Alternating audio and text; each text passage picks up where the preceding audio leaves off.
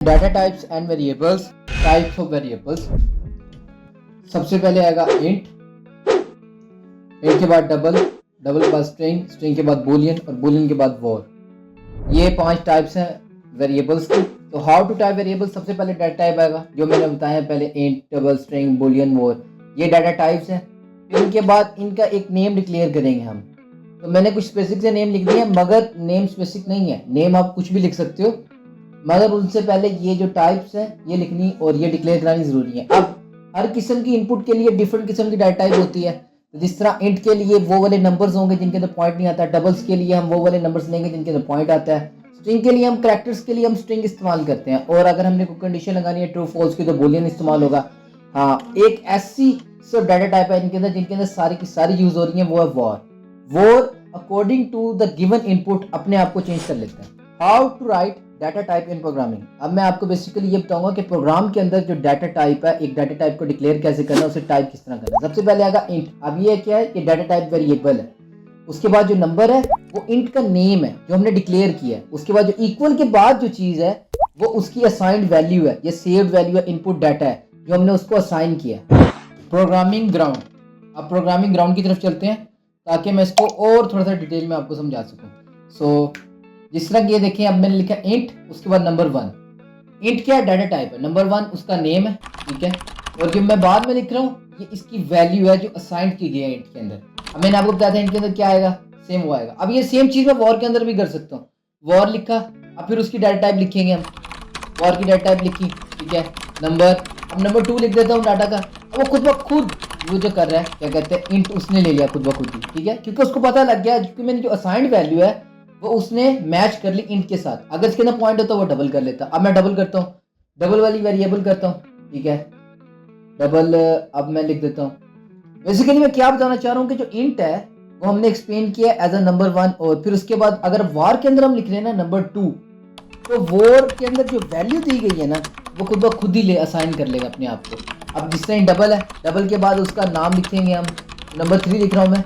अब उसके बाद सेम उसकी मैं वैल्यू लिखूँ, मगर पॉइंट आएगा क्योंकि डबल के अंदर हम डेसिमल जो पॉइंट वाली वैल्यू होती है वो लेते हैं। उसके बाद डबल।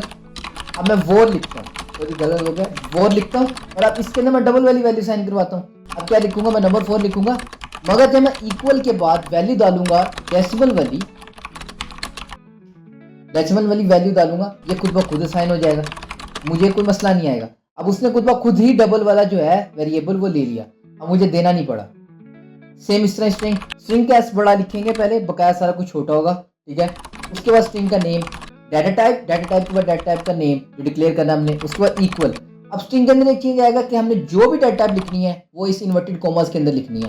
अब मैं लिखूंगा IBM, मैं अपना नाम लिख रहा हूँ, आप जो कुछ मर्जी लिख लें, बकाया इसके अंदर आप जो भी लिखेंगे वो आएगा आउटपुट के अंदर स्ट्रिंग। अब मैं सेम चीज वॉर के अंदर भी करवा सकता हूँ। वॉर लिखूंगा, वॉर के बाद हाँ वॉर लिखूंगा, वॉर के बाद इक्वल डालूंगा, इक्वल के बाद सेम इन्वर्टेड कॉमर्स के अंदर मैं जो मर्जी लिख दूँ। अब मैं पहले इब्रार लिखा था तो चेंज करने के लिए थोड़ा सा रॉ इब्रार लिख देता हूँ, तो थोड़ा बहुत तो चेंज कर लेंगे मगर बकाया चीज़ सेम ही रहेगी। इसके अंदर सॉरी वो एक एरर आ रहा है, उसको निकाल देते हैं, हाँ ठीक है। अब सेम नेक्स्ट करते हैं हम, बूलियन की तरफ जाते हैं। बूल जाएंगे, अब बूल को मैं डिक्लेयर कर रहा था BL, ठीक है। अब इज इक्वल टू, बूल में क्या था, फॉल्स होगी या फिर कंडीशन ट्रू होगी। अब इसके अंदर मैं फॉल्स पास करवा देता हूँ, बाकी जब मैं वॉर लिखूंगा तब मैं उसमें ट्रू पास करवा दूंगा। अब मैं वार वाला लिख रहा हूँ, वार लिख रहा हूँ, अब मैं इसके बाद बूल 1 लिख देता हूँ और अब इसमें ट्रू पास करवा देता हूँ। अब देखिए उसने खुद ही डाटा टाइप को चेंज कर लिया, मुझे करवाना नहीं पड़ा, ठीक है, मुझे नहीं करवाना पड़ा। अब इन सबको प्रिंट करवा लेता हूँ आराम से, थोड़ी देर लगेगी, अभी प्रिंट करवा लेते हैं, कोई मसला नहीं है। अब मैं आपको बेसिकली ये समझाना चाह रहा था कि ये कुछ डाटा टाइप्स हैं, इनको असाइन कैसे करना है, ठीक है, स्ट्रिंग में कैसे नेम्स लेने हैं, वॉर क्या होता है, स्ट्रिंग को डिक्लेयर किस तरह करना है, बोल को कैसे डिक्लेयर करना है। ये थोड़ी सी कंडीशन है, थोड़ा सा कॉम्प्लेक्स है मगर ईजी है, आप कर सकते हैं। आगे मैंने असाइनमेंट्स भी दी हुई हैं, आप उन्हें सॉल्व करेंगे तो हो जाएगा, ठीक है, कोई इतना बड़ा मसला नहीं है। अब इन सबको मैं प्रिंट करवा देता हूँ ताकि आपको एक बेस पता लग जाए कि इसको प्रिंट कैसे करवाना है। अब क्योंकि डिक्लेयर जो वेरिएबल डिक्लेयर होता है उसकी प्रिंटिंग थोड़ी सी चेंज होती है, ठीक है। अब इसके अंदर मुझे इन्वर्टेड कॉमा नहीं डाला, मुझे सीधा नाम लिख देना है, वो खुद ब खुद उठा लेगा। और प्रिंट लिखूंगा, क्या कहते हैं, ब्रैकेट्स डालूंगा और उसको इज इक्वल टू उसके अंदर नाम लिख दूंगा। जो भी डाटा टाइप का नाम हमने डिक्लेयर किया होगा, जिस तरह मैंने इंट का नंबर 1 किया था इधर लिख दिया, इसी तरह ही मैं नेक्स्ट लिख दूंगा, क्या कहते हैं नंबर 2 हो जाएगा। इजी सीन है, कुछ कॉम्प्लेक्स नहीं है, सब कुछ सिंपल है। चले मैंने सब कुछ टाइप कर दिया, थोड़ी सी वीडियो कट की थी, कोई मसला नहीं। अब इसको आउटपुट करा लेते हैं, डाट, ठीक है। अब मैंने कल वाली वीडियो में सिखाया था, दोबारा सिखा देता हूँ। डाट लिखना है, उसके बाद जो फाइल का नेम है वो लिखेंगे हम, ठीक है, और फिर इंटर क्लिक करेंगे तो ये अपना हो जाएगा। देखिए अब पहले मैंने क्या किया था, पहले मैंने सारे वेरिएबल्स को डिक्लेयर किया, उसके बाद उनकी आउटपुट ले लिया, सिंपल। प्रिंट स्टेटमेंट मैंने कल भी सिखाई थी, मगर थोड़ा सा चेंज हुआ, आप इन्वर्टेड कॉमर्स के अंदर नहीं लिखना आपने, और क्योंकि जब आप एक डाटा टाइप वो करते हैं साइन तो उसके इन्वर्टेड कॉमर्स में लिखते हैं। अब असाइनमेंट देख लेते हैं, जो आज असाइनमेंट देनी है मैंने, तो 3 असाइनमेंट्स हैं, डिस्क्रिप्शन में मिल जाएंगी, मगर मैं असाइनमेंट नंबर जो 7 है उसको आपको ब्रीफली एक्सप्लेन कर देता हूँ। असाइनमेंट नंबर 7 में क्या है कि 2 नंबर है, एक ए और दूसरा बी, ठीक है, उनको आपने सी के अंदर ऐड करवाना है। एक ए नंबर है और एक बी नंबर है, उनको सी के अंदर ऐड करवाना है, ठीक है। तो सबसे पहले हम लिखेंगे इंट, उसके बाद ए, और ए क्या है, ए नेम है, इंट क्या है, डाटा टाइप है, तो उसकी एक वैल्यू डिक्लेयर करेंगे जो होगी 322 कर लेते हैं, चले, ठीक है। फिर इंट सी बी बल्कि इक्वल डालेंगे, उसके बाद अब इसकी एक वैल्यू डिक्लेयर कर लेते हैं 2545 कर लेते हैं, चले, ठीक है। अब उसके बाद इंट सी लिखते हैं, ठीक है। अब इसको इक्वल डालते हैं, अब इसमें ए प्लस बी दोनों को ऐड करवा दें, ठीक है, ये और सेमीकोलन। अब मैंने ये क्या किया कि ए लिया, बी लिया और फिर उसको सी में ऐड करवा दिया। अब इसकी आउटपुट ले लेते हैं, प्रिंट लिखता हूँ, ब्रैकेट डालता हूँ, ठीक है। अब मैंने क्या करना है, मैंने ए बी से पहले लिखना है the sum of a and b is c. ये किस तरह लिखेंगे, मैं ब्रैकेट डालूंगा, ब्रैकेट के अंदर इन्वर्टेड कॉमास, और फिर मैं लिखूंगा द सम ऑफ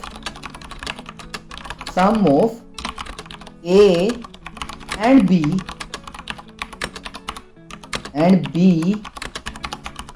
अब मैं क्या डालूंगा, अब मैं डालूंगा डॉलर साइन, जो इस चीज को एक्सप्लेन करेगा कि इसके बाद डाटा टाइप या कोई ऐसा वेरिएबल आ रहा है जो पहले डिक्लेयर किया हुआ है। ये जो है ना डॉलर साइन, ये होता है कि द वैल्यू ऑफ सी, इस तरह कर सकते हैं आप, ठीक है। डाटा टाइप, ये जो डॉलर साइन है ना, ये इसलिए इस्तेमाल होता है कि इसके बाद आप डाटा टाइप डिक्लेयर कर सकें। अब सिंपली इसको कॉपी करते हैं, नीचे पेस्ट करते हैं और प्रिंट करवा लेते हैं। अब देखना आप क्या होगा, लास्ट पे जो है हमारी आउटपुट आ जाएगी, the sum of a and b is 2867। आप इनको ऐड करके देख लें बेशक। सो ऐसा करें, जो मैंने असाइनमेंट्स दिए हैं उनको सॉल्व करने की कोशिश करें डिस्क्रिप्शन के अंदर, और कोशिश करें ज़्यादा से ज़्यादा आप प्रैक्टिस करें, और मेक श्योर करें कि आप सब्सक्राइब करें चैनल को, लाइक करें, बेल आइकन को प्रेस करें, and best of luck for everything.